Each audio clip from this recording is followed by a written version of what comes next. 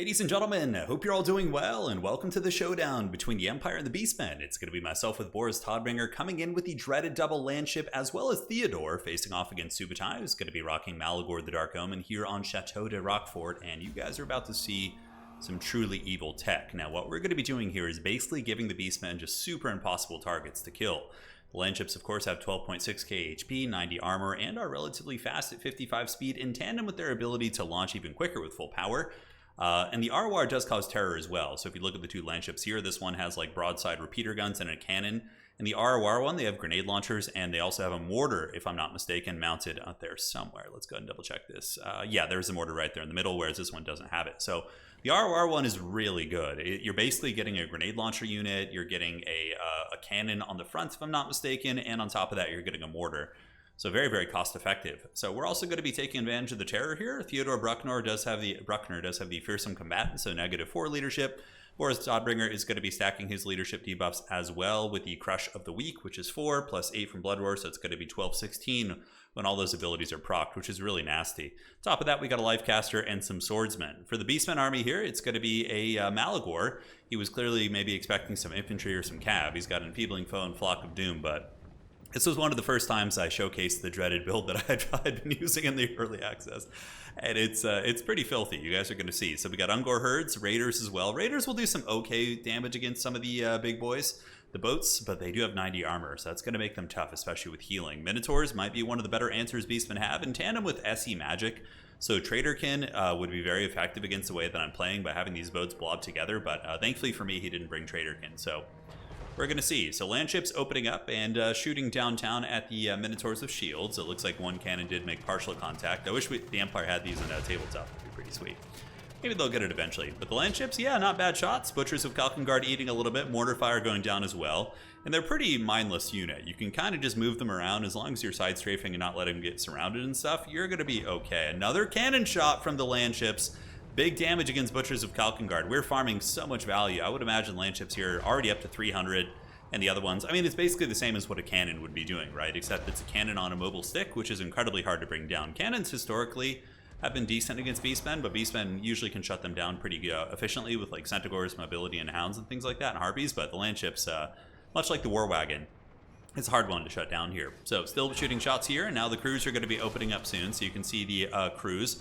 On the basic Landship, you have the repeaters. These ones have grenades, so you need to be a little bit closer, but it makes them an insanely good tool against the Beastmen infantry. Now, my whole game plan was, I knew that he was going to just spam Minos with great weapons and come at my boats, but with Theodore and Boris here, I figured that we would be able to fend them off pretty effectively with a little bit of Huntsman support as well, because -16 leadership on Minos, they have good base leadership, but it's going to drop really quickly when they start to take some damage and terror comes into play.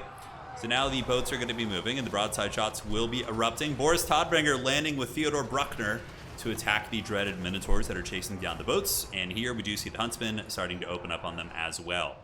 Other areas of the battlefield, Jade Wizard, obviously a little bit spacey. He got put in the middle. I was very focused on this fight, but now you see the leadership becoming a problem, right? All the leadership debuffs, Crush the Weak and Blood Roar, are active. So these things are -16. Now normally those Minotaurs would not have broken. But because of the stacking of leadership debuffs between Theodore and Boris, the new power couple here in the Empire, it seems pretty good.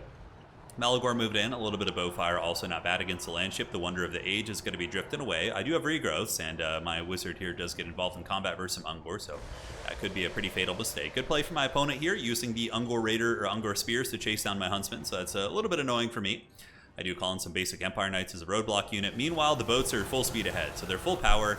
They lose a little bit of turning speed, but overall, they should be able to get away from the Minotaurs. The Minotaurs are a little bit slower, and with full speed, they go up to 110 speed, which is insane, and they're going to be shooting as well. Talk about an insanely difficult piece to lock down. I think it's just one of the nastiest combos you can do for sure.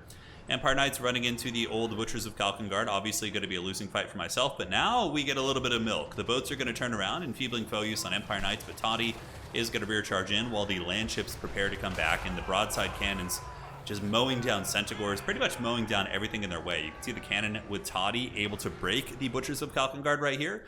Now, of course, I am capped up pretty good on the objectives. The Beastmen do have access to 1, 2 objectives. I do have the middle, which is probably going to be flipping soon. And the cows are still in parade here in my backfield. Theodore Bruckner running to the support of some of the spears nearby. But the Landship's just brutal. Breaking down these Centaurs with throwing axes, which for some reason got a little bit close in combat. Definitely should have been sitting further away and throwing their axes where they could. Traderkins, like I said, will also be super punishing. I've been healing my Landships with Earthbloods over the course of the game, but man, a big Traderkin would have done like a ton of HP. So Spears cruising up on the Destroyers of Drakwold. We do see the Minotaurs with Great Weapons getting slowed down by the Titan Headsman. It's going to be putting their speed down to 34 to allow my Huntsman to try and escape, but my opponent here has a pretty big hard-on for shutting down the Huntsman, which makes sense. They're a good counter against Minotaurs. Meanwhile, the Landships are like, how dare you threaten my objective? Never ever talk to my son again. So they're moving up, and yeah, they're going to run over Ungors. They're also big, powerful chariots, too. I mean, their chariot damage isn't that insane, but it's effective against these type of infantry, that is for damn sure. So we're going to keep running through the Ungor Raiders, the Wonder of the Age, launching mortar shots as it goes. And the grenades should be firing as well. Yep, you can see the grenade fire coming down from the broadsides of the Wonder of the Age. On the far side point, we do have Sigmar's Sons battling it out with Minotaurs. Probably going to end up losing that fight, but they put up a good fight for Sigmar. We're going to try and move up here as we do pull a massive value. The Landships are basically taking pretty minimal damage, and with full speed ahead, we're able to just battering ram through these Ungors. And the one Landship, the fact that like it doesn't cause terror would make the Beastmen much more resilient against it, but the other one does cause terror, which is the huge game changer. Those two together are where it becomes incredibly devastating. So moving into the Centaurs with throwing axes as Raiders attempt to shoot here. On the backside, Theodore Bruckner a little bit beat up. The Minnows with Great Weapons and Malagor were able to get some foul magic on him, so he did take a little bit of damage. And here my poor Huntsman going to get caught by these Centaurs, but they might be able to get some spear support and keep them alive. But the Landships are just kind of farming the Beastmen army for value, and that was my overall plan this game. Obviously, if you come in with two big SEs, you're not going to be expecting to win any beauty contests on the objectives, right? Your game plan has to be value crush your opponent and then get the objectives later on, which is 100% our plan here. So the Butchers are going to break. They've just taken so much damage this game. One Landship, the Wonder of the Age.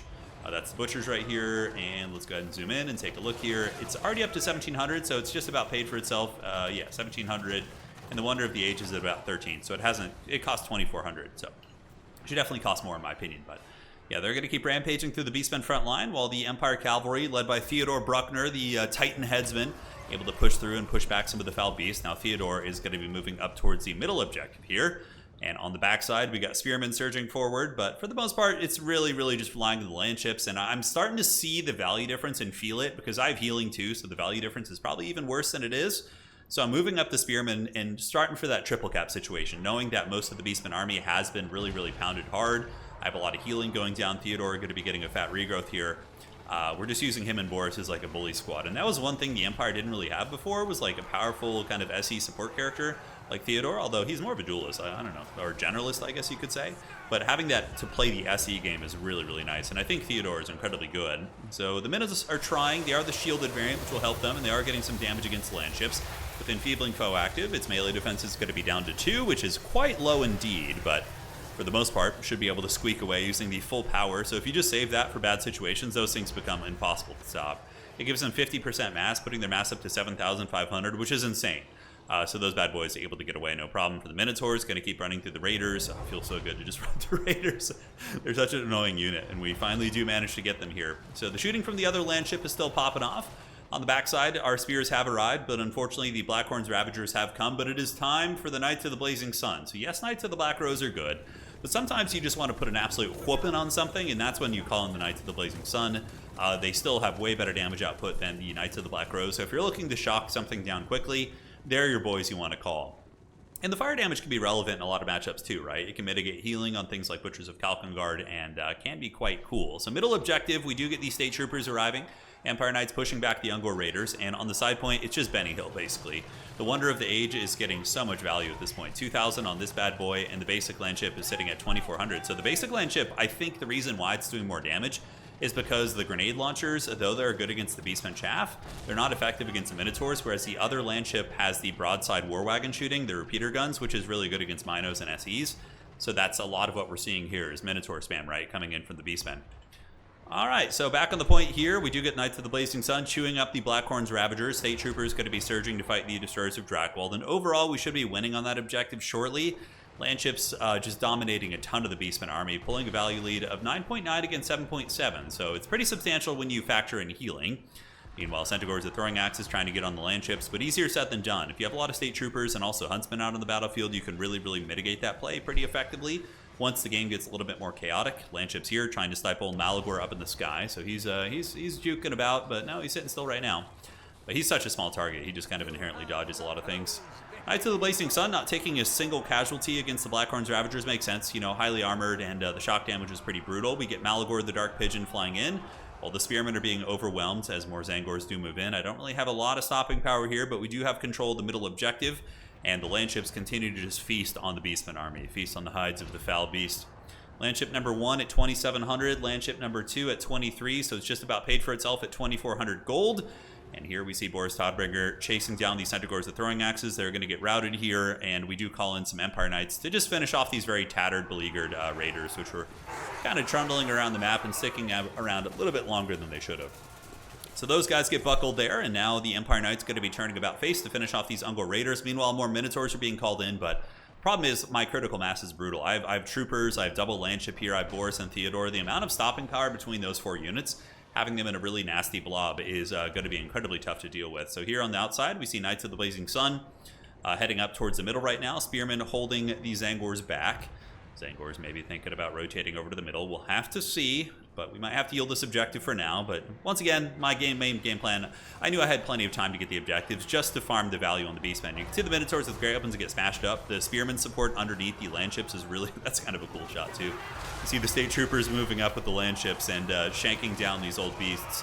Boris Todbringer and Theodore Bruckner applying -16 leadership to those in tandem with the extra terror. So powerful.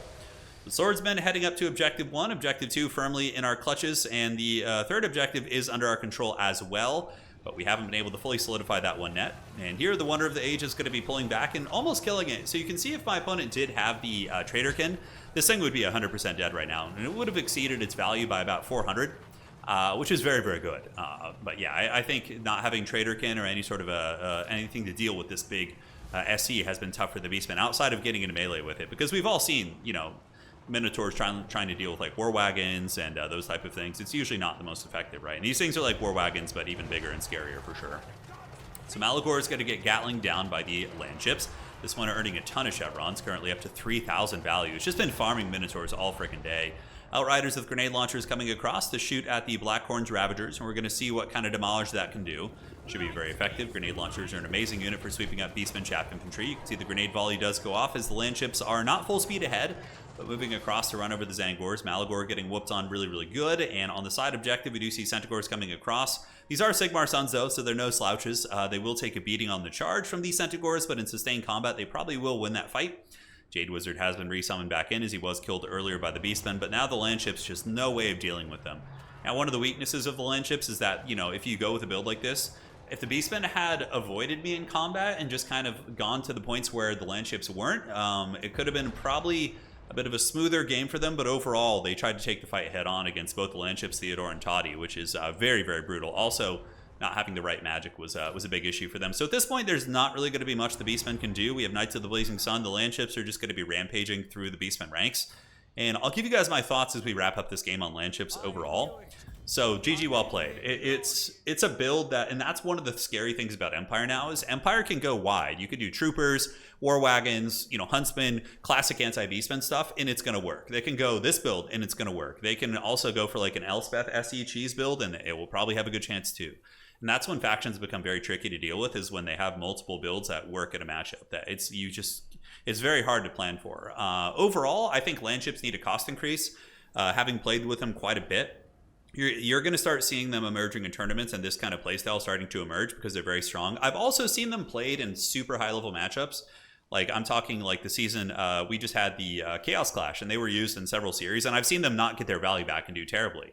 But I think in certain matchups, if your opponent's not prepared for it, man, oh man, they're going to punish. And 32 and 36 is good. I personally feel, we'll take a look in a second. But yeah, the build worked extremely well. It was basically everything I thought in my head. It was clean. If my opponent had Traderkin, maybe it could have been a different game. I think Beastmen players might also need to start mixing in a Gorgon to try and deal with the Landships effectively, because it's fast and anti-large. So that could be good. But let's go take a look at the Landships real quick here. So let's jump out, do this. And we can go to the verses. So here's the thing about Landships. I think that they're very good, but like in some matchups they're going to be OP and in others they'll not be very good. Personally, if you look at the cost of the Landship, it's 1,800 and the Steam Tanks are 2,100. The Landship is an exponentially better unit than the Steam Tank. The Steam Tank is cool. I think it's pretty balanced. The volley gun Steam Tank, it's not nearly as destructive as the Landship in my opinion. The full speed ahead thing just gets you away so effectively. And the broadside crew you have shooting on top of the Landship is what really sets it apart. So ultimately, I would probably just make the Landship cost a little bit more than a Steam Tank. I would boost up this Landship to be cost maybe like 2,200 for the basic Landship, and the other one could be 2,600 or something. I don't know, maybe like 25. The mortar in the grenade launcher crew is a little bit more niche, but yeah, I think they do need a cost increase. Or maybe if you want to be more conservative about it, you just make them cost the same as the Steam Tank. So Landship costs 2,100, and the Wonder of the Age can go up to like 2,300 or whatever, something like that. They seem, I think you're going to start seeing that in the meta. I'm calling it here first. If I'm wrong, hey, it is what it is. But I feel like there's going to be a bit of an issue for a lot of the Chaos factions to deal with them. Cathay, Chaos Dwarves, anybody that has good shooting really is not going to have an issue. Elves can probably just bring Way Watchers and kill it pretty easily. Praev and Athrema, it'll die super quick. But yeah, factions like Chaos factions, I think will struggle with it. It's kind of like has some of the similar problems of the Thunder Barge, but nowhere near as bad, obviously. But yeah, it's a tough one. GG, well played. See you guys next time, and that's it for today.